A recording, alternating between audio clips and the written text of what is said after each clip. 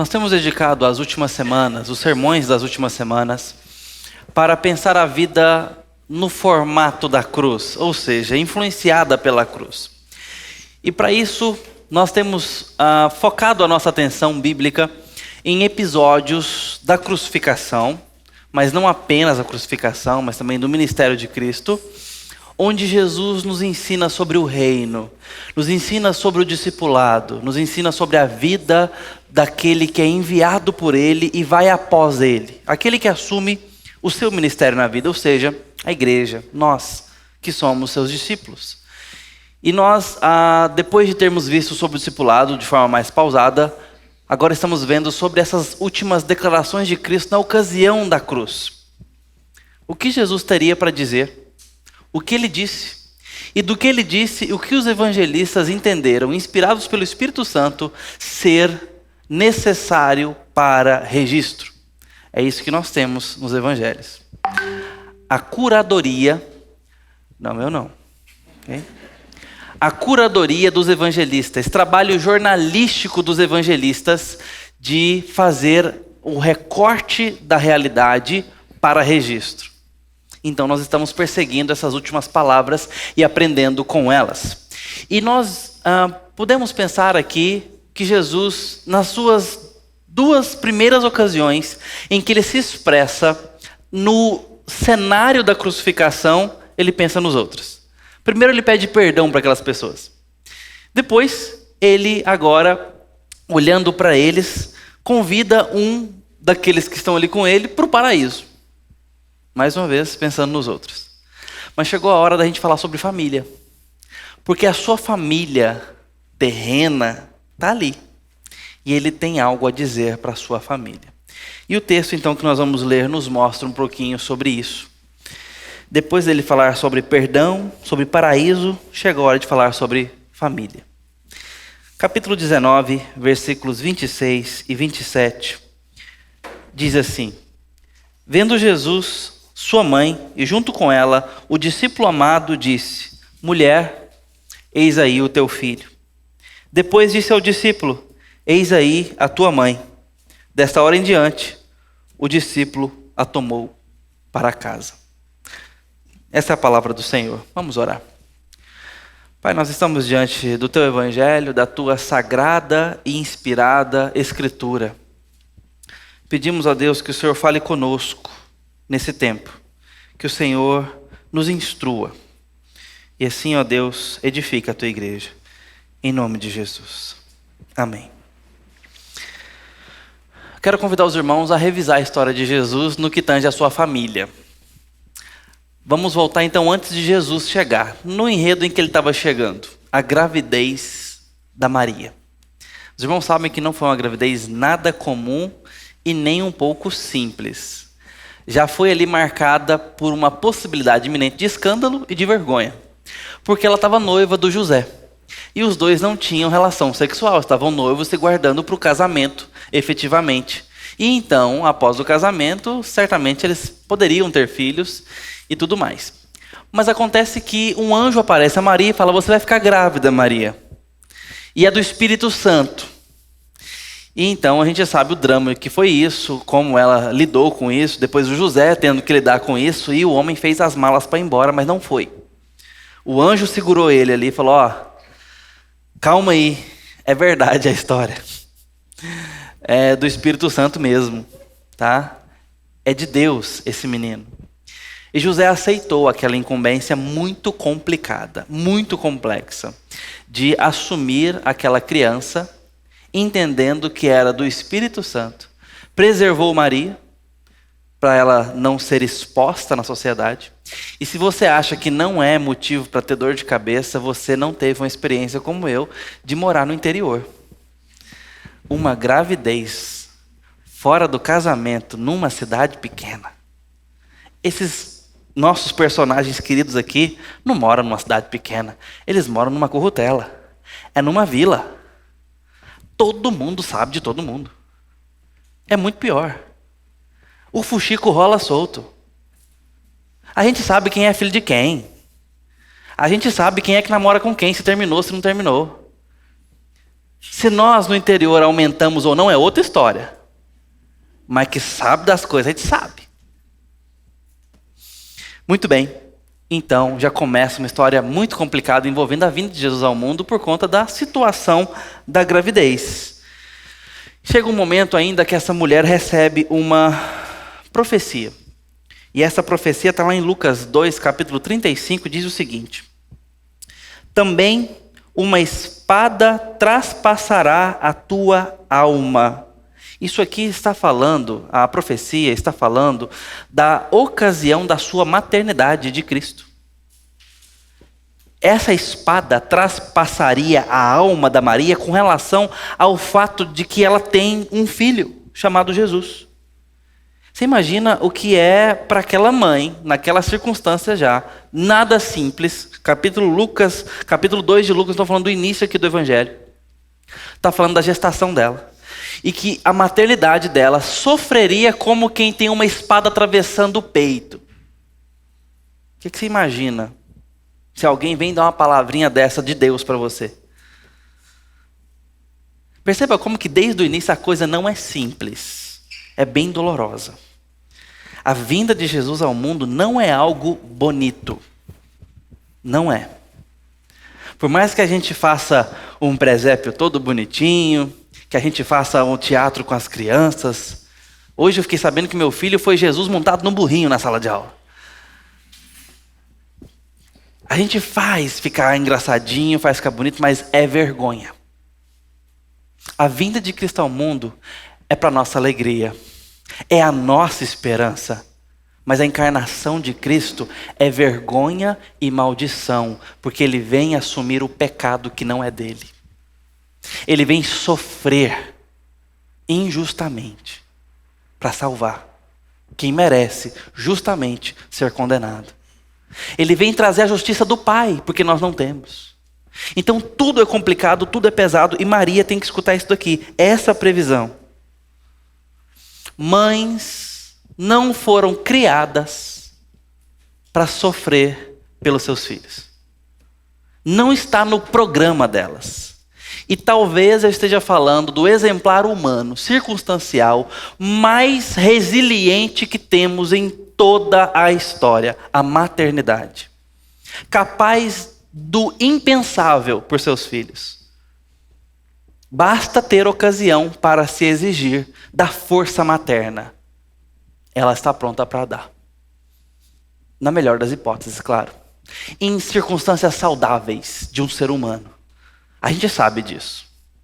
Não é à toa que os filhos aprendem muito cedo, tendo pai e mãe em casa, a tendo necessidade de chamar mamãe. O meu filho pode estar no meu colo. Se ele bater o cotovelo na porta, mamãe. Olhe para ele. Olhe para ela. Qual é, cara? Eu também sei dar beijo no cotovelo que machucou. É isso que ela vai fazer. Mas aprende que ela é quem cuida, que é a cuidadora. Teve pesadelo à noite? Mamãe. A criança já vai entendendo que aquela mulher que o carregou, que a carregou, que a cuidou na gestação, é a sua protetora, é a sua guarda. Na melhor das hipóteses, em situações saudáveis. Mas esta fortaleza que é a maternidade não foi projetada para sofrer pelos seus filhos. O que eu estou querendo dizer? Não mexam com seus filhos. Não mexam com seus filhos. E essa mulher recebe esta profecia. Não é uma questão assim de uma fofoqueira que chegou. Era uma palavra de Deus para ela. Ela tem essa sombra sobre a sua maternidade. Uma espada vai atravessar a sua própria alma. Depois, a coisa continua nada simples. Eles vão para o Egito. Porque o rei Herodes ouviu que um rei tinha nascido. E ele então, se sentindo ameaçado, manda matar o quê? Os meninos. Mata todo menino que nasceu por aí, porque dizem que tem um rei que está nascendo por aí. Eles têm que sair fugidos para poder escapar da matança. Então José pegou Maria, pegou Jesus e foram para o Egito. Você lê sobre isso mais em detalhes lá em Mateus capítulo 2.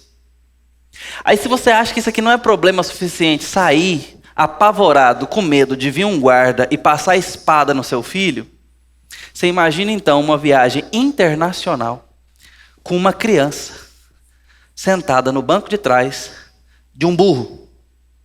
É isso que está acontecendo. De um jumentinho. Essa viagem foi longa.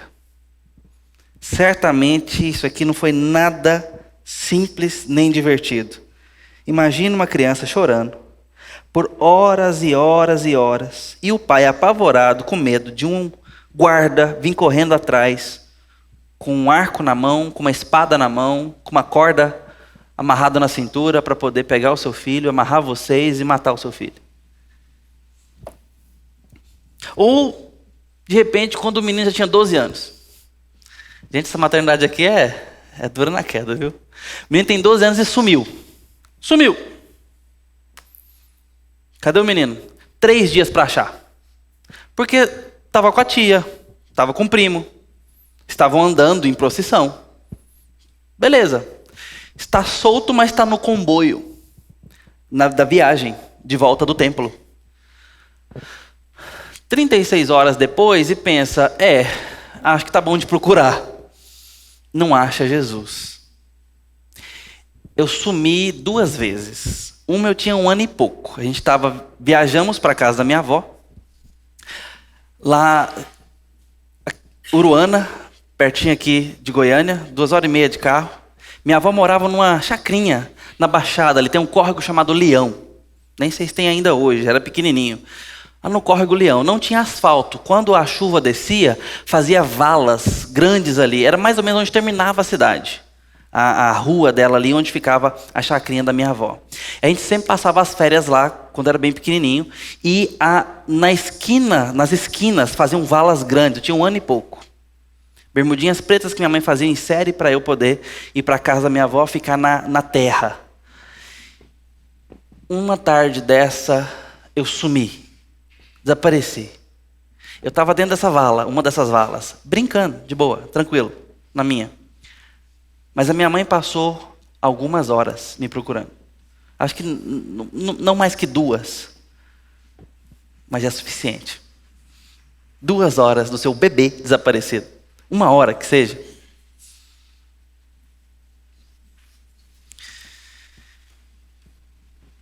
Depois, mais velho, na rua Serra do Estrondo, eu sumi de novo. Minha mãe fala, fecha o portão. Porque ela sabia que eu tinha mania de querer sair. Eu vou dar uma missão para ele vai se sentir importante, que ele vai fechar o portão. Ele vai fechar o portão e vai vir comigo, que ela vai guardar o leite que ela tinha acabado de comprar. Aqui, setor sonho verde. Minha mãe escutou até o trinco. Tlim! Quando ela pôs aqui a botija do leite na mesa e virou para trás, o portão fechado, não tinha menino. Ela terminou aqui, se arrumou e foi para a rua. Quando ela chegou lá, a casa era quase de esquina. Não me achou. Foi para a esquina, não me achou. Menino ligeiro, né? Vocês já viram o título, né? Muito bem. A manga não cai muito longe do pé. Sumiu. Foi, bateu no vizinho, bateu no outro. Nada. Não está aqui, não vi. Gritou, nada. Minha mãe voltou para casa, pegou o telefone, tentando ligar para meu pai, alguma coisa. Nada. Não conseguiu falar com ele também. Meu pai trabalhava no correio da Praça Cívica. O tempo foi passando. Ela voltou nos vizinhos de novo. Nada, ninguém tinha visto. O tempo foi passando. Ali, ela disse que ali foi o pior dia da vida dela. Mas ela sentiu no coração de bater numa casa de novo. Numa casa de esquina. Deixa eu entrar, pediu a empregada. Empregada, tá, pode entrar. Eu estava brincando dentro de uma caixa de papelão lá, nessa casa que minha mãe sentiu no coração de ir lá. Gente, se você não sabe o que essa mãe está passando aqui, você nunca perdeu o seu menino no Flamboyant e no Carrefour. Tá? No Mutirama ou na Feira da Páscoa. O fato é que talvez não tem nada mais aterrorizador, aterrorizante do que a possibilidade dos meninos sumir. Jesus sumiu. Não tem episódio fácil para essa família. Não tem. Jesus simplesmente fala: não sabeis que cumpria estar na casa de meu pai? Lucas 2, capítulo 41. Ah, bonito, Senhor Jesus. Bonito. Mas aqui é que eu quero chamar a atenção para vocês. Começa a rolar a primeira questão da nossa atenção. Tensão no laço familiar. Jesus, pela primeira vez, mostra para Maria que ali ela não tem apenas um filho. É mais do que isso. Em alguns momentos, talvez ela não tenha um filho. Nesse momento, Jesus mostra a realidade espiritual da sua vinda. Não sabia você que cumpria eu estar na casa de meu pai? Com 12 anos, talvez foi a primeira tensão dos laços familiares. Isso aqui vai piorar muito. Mas agora ela já começa a perceber. Jesus era um bom menino, certamente sim. Não havia pecado em seu coração. O trabalho que ele dava era esse. De se comportar como Deus, vez por outra. E nessa hora não era o menino da Maria. Nessa hora não era a criança. Não era o filho. Era o filho de outro. Que tinha uma agenda. Que tinha um propósito. Mas a gente não pode se enganar.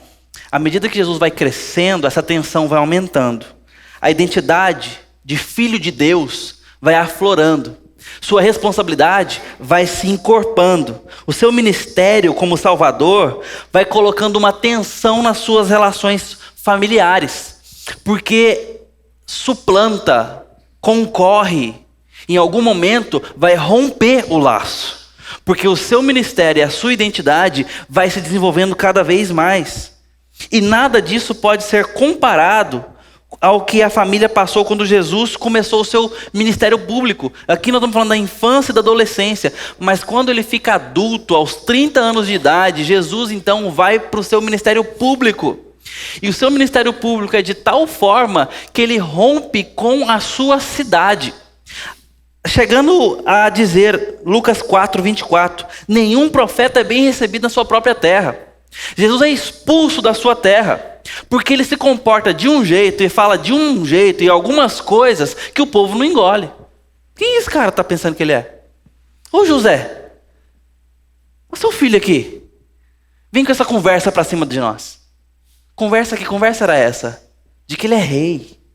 De que ele veio para ser o soberano dos reis da terra. De que ele veio para salvar, de que ele é o filho de Deus. De que ele é profeta, sacerdote e rei. Agora a coisa vai tomando forma. E aquilo que era apenas uma família, simples e comum, tem uma tensão muito grave. Porque talvez nós estejamos lidando com o Filho de Deus. E era exatamente isso que estava acontecendo. Depois tem um episódio muito peculiar. Maria tenta, entendendo isso, tenta dar uma forcinha para o ministério de Jesus. E o negócio aqui parece ficar no ápice da tensão. Lembra lá em João capítulo 2, quando eles estavam num casamento lá em Caná da Galileia, e o vinho acabou do anfitrião. Então Maria sugeriu que Jesus fizesse alguma coisa para dar jeito ali. E a gente escuta Jesus dando uma reprimenda na mãe dele. Ele diz o seguinte: mulher, que tenho eu contigo? Ainda não é chegada a minha hora.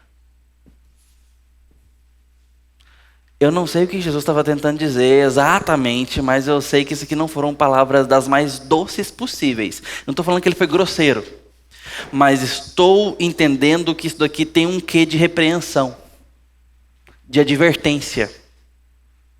Como quem diz, não cruze essa linha. Mulher, que tenho eu contigo?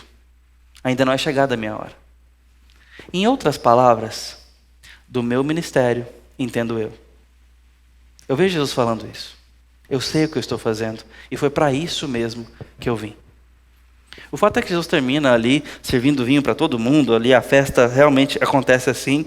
Mas aqui você percebe que a identidade como filho de Deus tinha proeminência, tinha precedência sobre a sua identidade como filho de Maria. E isso vai ficando cada vez mais claro, cada vez mais evidente. Jesus vai argumentando sobre isso, mostrando que a sua identidade como filho de Deus era prioritária a qualquer outra identidade. carpinteiro, filho de José, filho de Maria, Galileu, Nazareno, qualquer outra coisa que nós possamos imaginar verdadeira sobre Jesus, vem depois do fato de que ele é filho de Deus e que ele está em ministério. Tem outra vez que Jesus, ele está reunido com algumas pessoas e Maria e os discípulos percebem que Jesus está passando ali perto. Eles estão se encontrando, eles estão perto um do outro na cidade. E Jesus estava no seu ministério já, itinerante, já estava fora de casa. Mas ele estava passando por perto, eles estavam pertos ali, um do outro. E aí, numa cidade vizinha, alguém então enviou um mensageiro para Jesus dizendo: tua mãe e teus irmãos estão lá fora e querem falar-te. E Jesus responde o seguinte: quem é minha mãe e quem são meus irmãos? E estendendo a mão para os discípulos disse: eis a minha mãe e os meus irmãos. Porque qualquer que fizer a vontade do meu Pai Celeste, esse é meu irmão, irmã e mãe. Mateus 12, 46 a 50. Jesus estava redefinindo a sua família em termos espirituais. A tensão chegou no ápice dos laços familiares. Ele estava dizendo que família, mãe, pai, para ele, tem a ver com Deus. E todo aquele que crê em Deus e lhe obedece é irmão, mãe e irmã. Parece cruel isso, né? Parece estranho. Mas Jesus estava falando sobre a verdade espiritual das coisas. A tensão entre ele e seus laços familiares vão aumentando. Cada vez mais. Até chegar na cruz, que nós vamos caminhando para lá.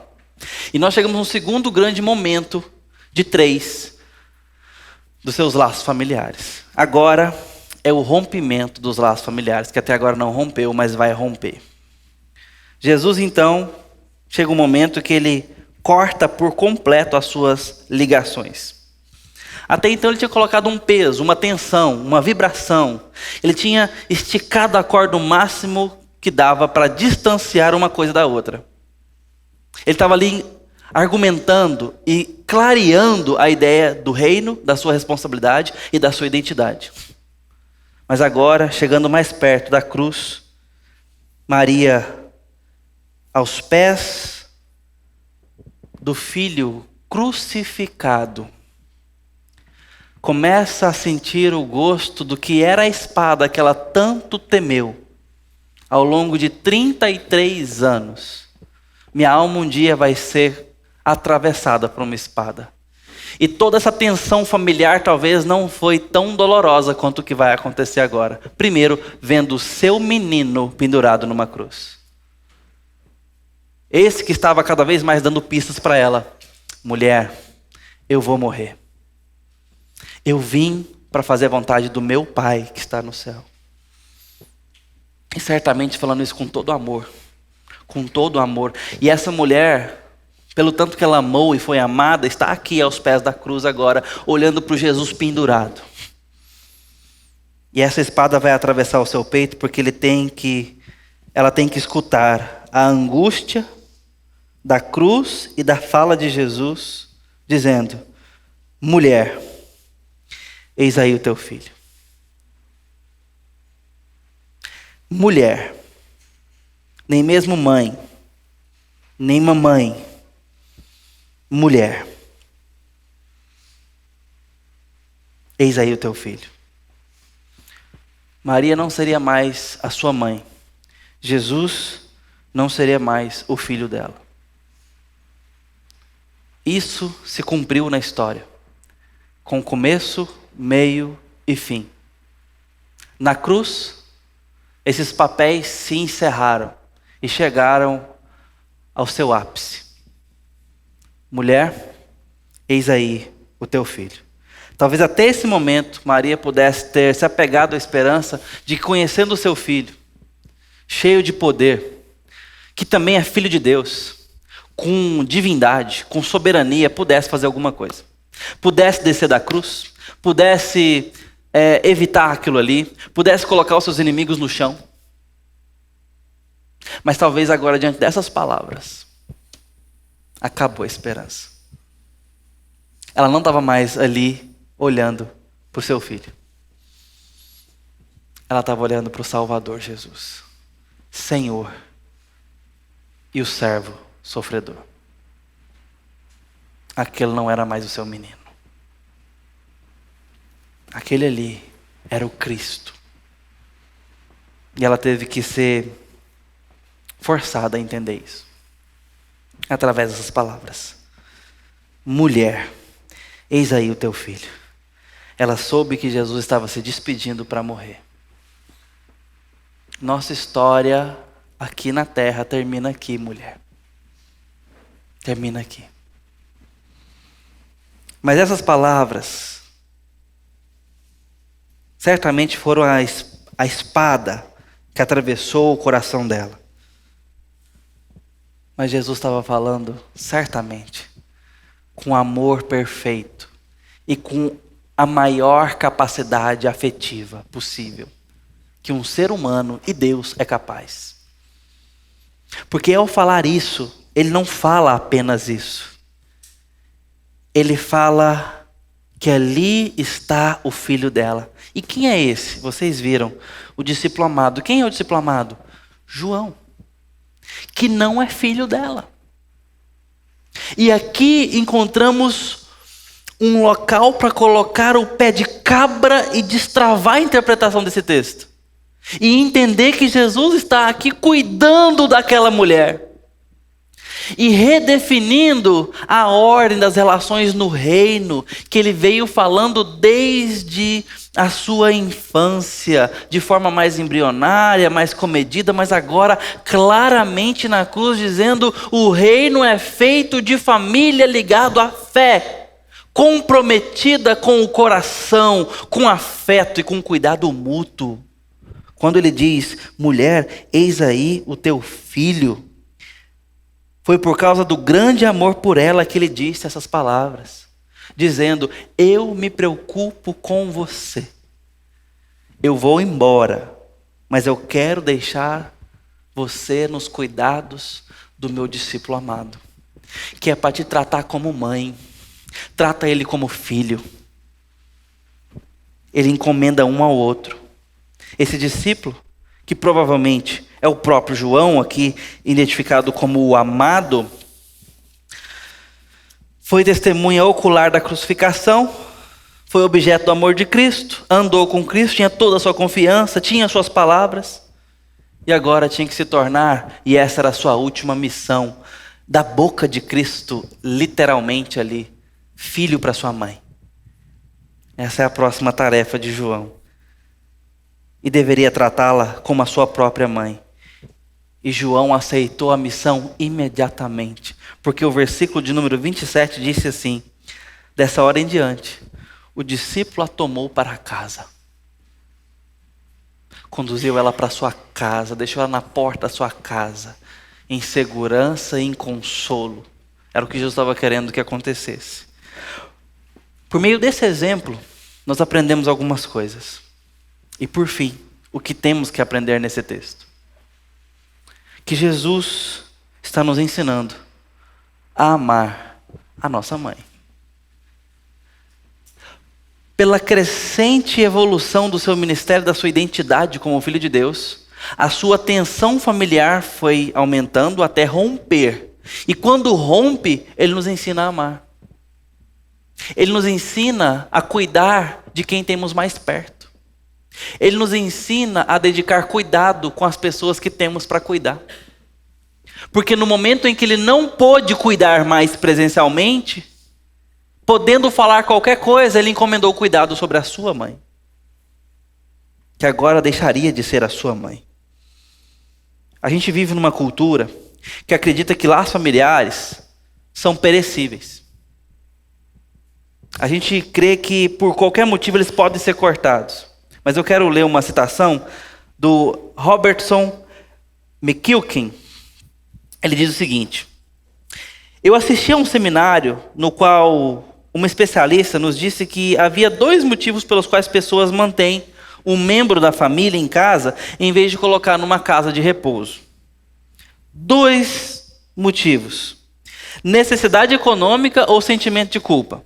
Os irmãos estão entendendo? Por que mantém em casa e não coloca no asilo? Necessidade financeira, não tem dinheiro para pagar. Ou culpa. Mais tarde, eu falei reservadamente com ela, tentando extrair algum outro possível motivo para manter alguém em casa.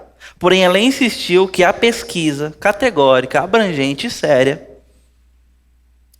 ênfase minha aqui, eram apenas esses dois únicos motivos. Finalmente eu perguntei, e o amor? Não é uma das razões? E ela disse, nós colocamos isso debaixo da culpa. Isso basta para o amor. É onde que dá para encaixar. Mas as duas razões são essas. A gente vive numa sociedade que desvaloriza os idosos. Que não valoriza quem não produz. Quem é lento. Quem nos dá trabalho. E nós olhamos com esses olhos para as pessoas mais velhas. Olhamos com esses olhos para as pessoas da nossa família. Somos propensos ao descarte. Por razões que podem ser diferentes dessas. Jesus está nos ensinando a fazer o oposto. Ele nos ensina a amar os nossos irmãos, a cuidar de nossas crianças e a honrar os nossos pais. Está ensinando isso desde Êxodo capítulo 20. A cuidar da nossa família com prioridade. A tratar os filhos como que projetos de educação, onde a educação da palavra é prioridade. Eu tenho repetido isso. Eu tenho visto pais priorizando escolas, currículos, professores, atividades que fazem com que seus filhos sejam grandes esportistas, bons de cultura, bons de línguas estrangeiras, preparados para o mercado financeiro e para o vestibular, e vazios de missionalidade. Vazios de missionalidade. Empurrando para as igrejas dar um jeito de educar os filhos na fé.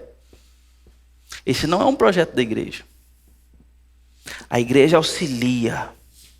A igreja está em missão, capacitando famílias para ser educadoras de seus filhos, evangelizadoras de seus filhos. Pessoas que entendem que os filhos são projetos missionários.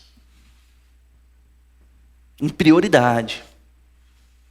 Primeiro amar a Jesus, depois falar inglês. Primeiro amar Jesus.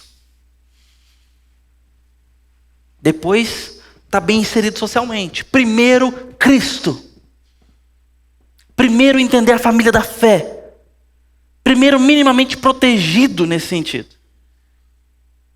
Andando pelo caminho, ao deitar, ao levantar, a palavra, a palavra, a palavra. Joelho no chão, a palavra, a palavra, a palavra. Mais joelho no chão, a palavra, a palavra, a palavra.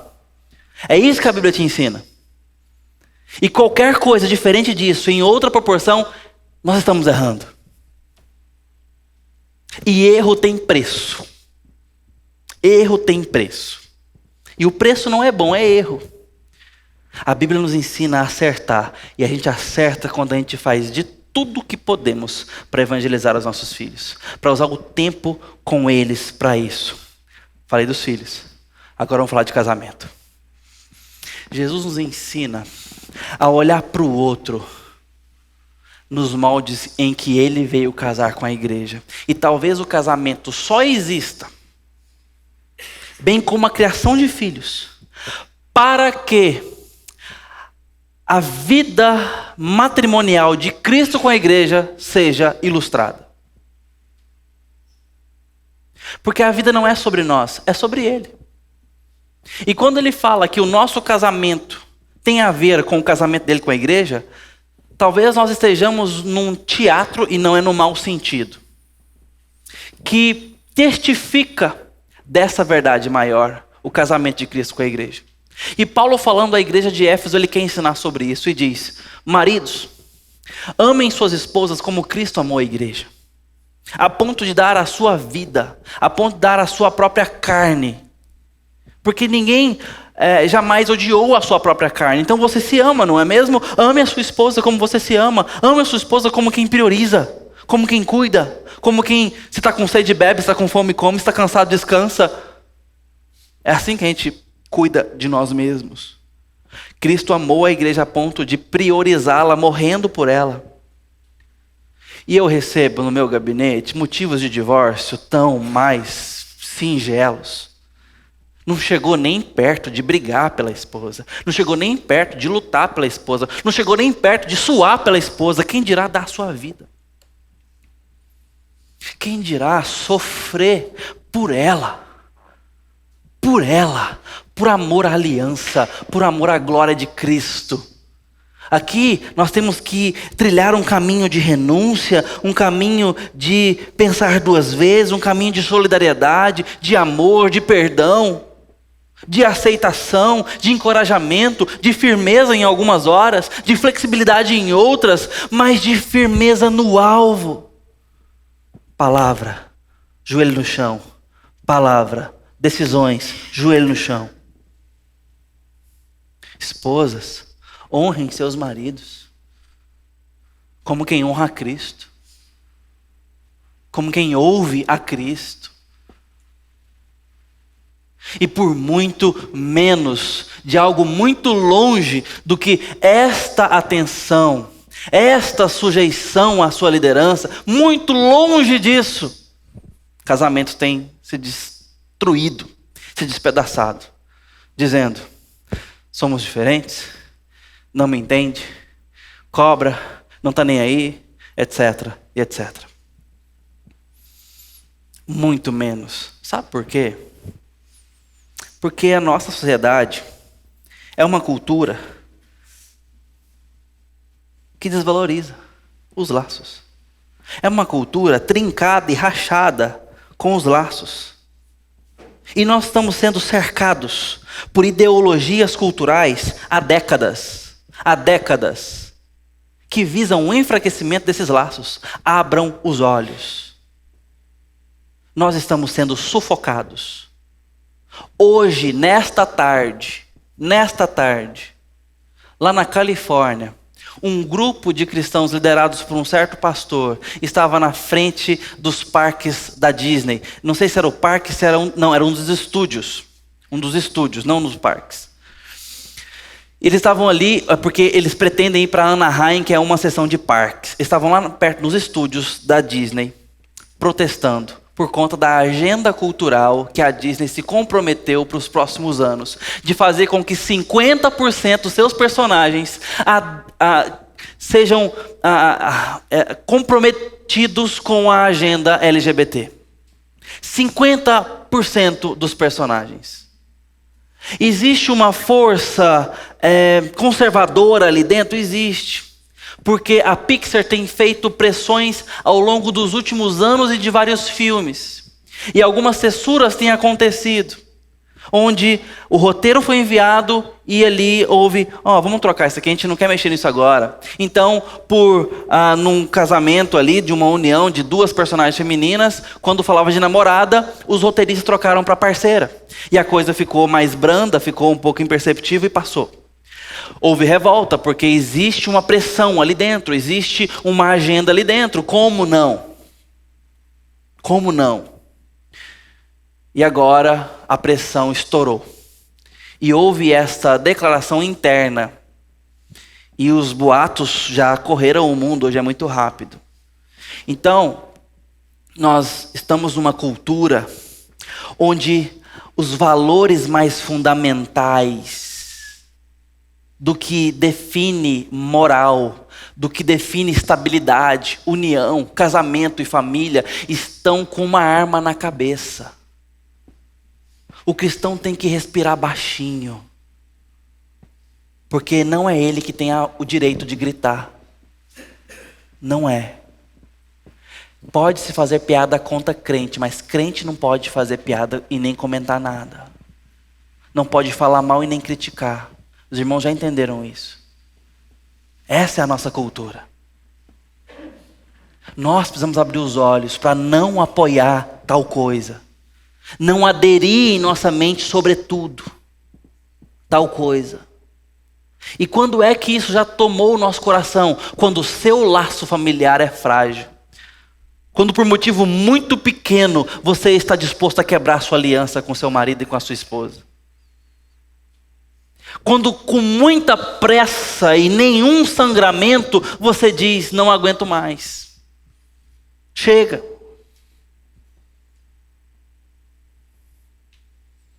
A gente não se entende. Então conversa. A gente gosta de coisas diferentes. Façam coisas diferentes. Mas façam juntos.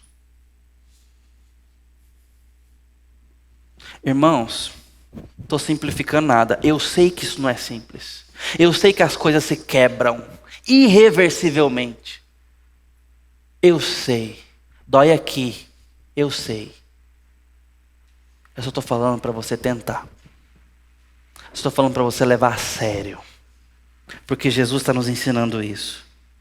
Amar como Ele. Suportar como Ele. Ir até o fim como Ele. Nesse momento em que ele já não pode cuidar da sua mãe pessoalmente, ele confia aos seus amigos mais confiáveis. William Barclay diz o seguinte: existe algo infinitamente tocante no fato de que Jesus, na agonia da cruz, no momento em que a salvação do mundo estava na balança, pensou na solidão da sua mãe, nos dias depois que ele já tivesse ido embora, e a confiou ao seu amigo. E a gente chega à última instância dos laços familiares, quando Jesus os recria. Fica tenso, se rompe e agora ele recria. Ao mesmo tempo que ele cortou as suas ligações com Maria, como seu filho, ele refez a ligação com Maria como seu Salvador. E esta é uma ligação para sempre. Esta nada vai quebrar. Esta é a maior ligação. O primeiro encontro de Maria com Jesus foi na manjedoura. Ela encontrou Jesus ali, frágil, nu, segurou nos braços, deu alimento, deu leite para ele, pôs ele no calor, naquela noite certamente fria, porque eles estavam num lugar completamente não adequado para ter um parto, um estábulo. Então, ela o sentia mexendo no seu útero antes disso, deu à luz. Essa foi a relação de Maria a partir da manjedoura. Mas agora, Maria está diante da cruz e não da manjedoura. E na cruz não tem mais um bebê. Não tem um filho. Na cruz ela tem Senhor e Deus, seu Salvador. Ali a cruz reconfigura tudo. E eu quero citar o poema de Thomas Wharton, o Ancião. Embaixo, veja, Maria chorando está, em lágrimas, mas piedosamente legítimas. E bate no peito onde Cristo estava pendurado. E molha de lágrimas os seus desmanzelados cabelos compridos. Onde posso deitar a minha triste cabeça? Meu filho, meu rei, meu Deus, está morto. Fecha aspas. Esse último verso do poema mostra a progressão da relação de Maria e Jesus. Na manjedoura, meu filho. Na cruz, meu rei, meu Deus. Essa é a relação desses dois. E Jesus está nos ensinando que na cruz, nossa relação com o Pai é definida e a nossa relação é reconfigurada. De fato, somos família. Devemos honrar os nossos e amar os outros. É assim que funciona. Ele está fazendo uma grande família, na verdade. E toda ela deve ser vivida com fé e com apego. O que isso tem a ver comigo e com você? Eu quero dizer, se Maria precisou encontrar com Jesus na cruz, então você precisa encontrá-lo lá também. Se Maria precisou ficar ao lado da cruz como uma pecadora, então eu e você também precisamos ficar diante da cruz como pecadores. Se Maria precisou que Jesus morresse pelos pecados dela, quanto eu e você não precisaríamos. Precisamos que Jesus morra pelo nosso pecado. Se Maria precisou confiar em Jesus para a salvação dela, então eu e você precisamos confiar em Jesus para a nossa salvação. E uma vez que nós encontremos o Jesus da cruz, desse modo, algo maravilhoso acontece, porque a nossa vida se torna ligada à vida do Deus Criador, o Deus vivo, e somos adotados como os filhos, legítimos agora pertencentes à família do reino. Isso é espiritual, real e histórico, mas para a eternidade, mas é para agora. Você se torna um membro da família de Deus. Foi isso que aconteceu com Maria. Depois que Cristo morreu e ressuscitou e foi levado aos céus, os primeiros cristãos, eles se reuniram ali perto do Monte das Oliveiras, e a Bíblia menciona o seguinte: todos esses perseveravam unânimes na oração com as mulheres, com Maria, mãe de Jesus, e com os irmãos dele, Atos 1,14. Esse detalhe, chamando a atenção para os irmãos, não está falando de laço familiar, está falando da família da fé. Que a partir da obra de Cristo, aqueles que creem estão andando em família na história. Isso é a igreja, que nos faz valorizar os nossos filhos, cônjuges, familiares e a família da fé. É assim que a gente anda. Esse é o nosso compromisso como discípulos de Cristo. Essa é a vida cruciforme. A cruz nos fala sobre família. A cruz nos ensina a pensar assim a vida. Maria estava ali em Atos com a sua nova família. A família dela só aumentou. Ela está com seus irmãos e irmãs em Cristo, louvando a Deus pela salvação que compartilham em Jesus. Embora os antigos laços familiares tenham sido cortados, Jesus os restabeleceu com uma família maior. E você pode pertencer a essa família hoje. Se você crê em Jesus e entregar o seu coração para Ele. Se você estiver debaixo da obra dEle, se encontrar em Jesus, a cruz dEle e uma cruz para você morrer para Ele, para que Ele viva em você. Experiência da fé. Quando você aceita Jesus, Deus te adota como filho dEle e te dá um monte de irmão. Um monte de irmão complicado, mas um monte de irmão para te amar. E para que você ame. A cruz te ensina a amar o seu casamento.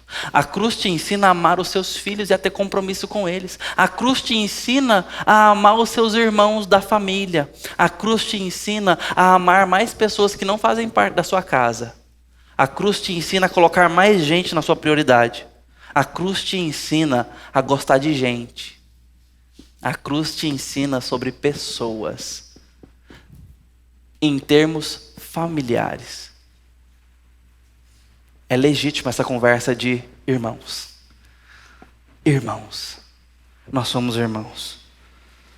As filhas e filhos de Deus descobrem que seus novos laços familiares são mais fortes do que qualquer laço que nós temos fora de Cristo.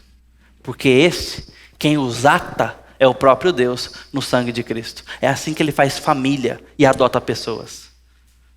É por isso que Deus diz lá em Isaías: trazei meus filhos de longe e minhas filhas das extremidades da terra, os que formei e fiz para minha própria glória. Deus está reunindo filhos e filhas ao longo da terra. É isso que nós fazemos quando pregamos o Evangelho. Estivemos em praça pública ontem cantando sobre Jesus. Algumas pessoas chegaram e falaram: pastor, onde que é a igreja? Eu quero conhecer mais. Pelo menos 3 pessoas puderam ter essa conversa comigo. E gente, isso é gente demais, porque nós estamos falando de novo nascimento, de relacionamento, de vida com a família do Senhor, que eu não quero me envolver. Eu quero conhecer mais, eu quero participar da comunidade. É família, nós estamos falando de irmãos, nós estamos falando de gente que vai poder dar trabalho, pode dar trabalho, porque nós temos que ajudar. E nós damos trabalho e podemos dar trabalho um ao outro, porque isso é família. É família, por isso que nós devemos nos perdoar e conviver com as nossas diferenças. Eu tenho insistido tanto aqui na igreja para que não haja divisão, não haja divisão. Se você tem diferença com alguém, resolva. Toma você o primeiro passo. Ah, pastor, é humilhante. É mesmo. Só não fala isso para Jesus. Pelo amor de Deus, fala para mim, para ele não. Porque ele subiu numa cruz para você poder amar e ser amado. Dá para fazer acontecer. Jesus morreu para isso. Se você vem de uma família desestruturada, então Jesus está convidando você para participar de uma família que você muitas vezes desejou e nunca teve. Ele o convida a receber mais apoio, afeto, intimidade, amizade, alegria que você jamais sonhou ser possível. E vai ser entre trancos e barrancos, mas vai ser. E um dia, não vai ser mais entre trancos e barrancos. Você vai ter essa família perfeita te amando. Quando toda dor cessar. E você pode ter vindo de uma família super organizada, forte e amorosa. E você vai ver que no reino de Deus você tem muito mais ainda para viver. De amor, de afeto, de laços. Mas os nossos laços novos em Cristo são mais fortes do que todos os laços que podemos atar na vida. Porque é o sangue de Cristo quem os amarra. A vida cruciforme fala de família. Só posso pedir a Deus que nos faça família. Na graça dele. No nome de Jesus. Vamos orar e falar com o nosso Senhor.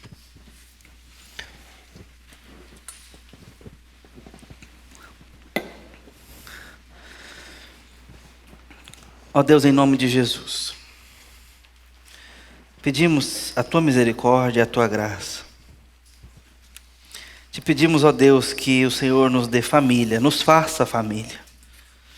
Te peço, ó Deus, pelos casamentos fragilizados, pelos filhos mal criados. Te peço, ó Deus, que o Senhor dê sabedoria a nós como pais, amor e fé, consagração, prioridade no lugar certo, e a Tua Bíblia abundantemente, ó Deus, em nós e neles. Te pedimos, ó Deus, pelos nossos lares. Te pedimos que nós aprendamos a amar como Jesus amou. Te pedimos pela nossa família da fé, que o Senhor nos ajude a entender a igreja como o privilégio que ela é, a bênção espiritual que ela é. Ajude, ó Deus, a nós a nos amarmos, a nos aceitarmos. Ajude irmãos e irmãs a se perdoarem, a lidarem com suas diferenças e a caminharem juntos se apoiando. Ó Deus, nos faça família. Em nome de Jesus. Amém.